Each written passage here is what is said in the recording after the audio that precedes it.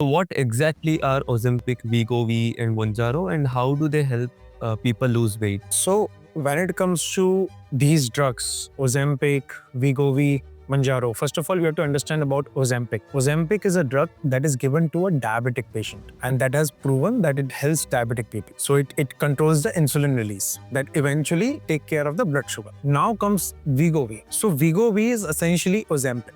There's no any difference. It's just that when there are clinical trials happen, that point of time they have to of course rename it up so that they can do a proper study on that on a different, because for Ozempic it is for the diabetic patient, and now it is completely for the overweight people and for the weight loss. So they just renamed it Wegovy. It's basically Ozempic. And now when it comes to Mounjaro is another just a name of the same drug, and that has already been in the market in India and they have been selling it. So Mounjaro is essentially the same thing. You inject that, you get the certain dosages, you inject in your body. There is a certain pattern that you do it.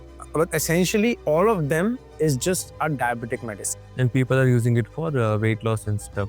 So now the clinical trials that has happened over it, and all the authorities, major authorities have approved it for weight loss. Now let's understand that how exactly it works and how it helps in weight loss. So the main function of it is appetite suppression. So it delays the gastric emptying. So you feel full for a very long time. You don't feel like eating.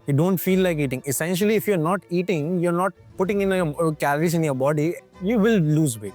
That's the basic science behind it. Majorly, it is doing that. Of course, there is another pattern is that, of course, it regulates the blood sugar level also, and the gastric emptying, appetite suppression. That's how it is working as of now, and that's where people are losing weight like crazy because they are not eating. When you are not eating, you will lose weight. So if you see a brain chemistry of an obese person, they do not feel full for a very long time, and that's where this got approved for weight loss.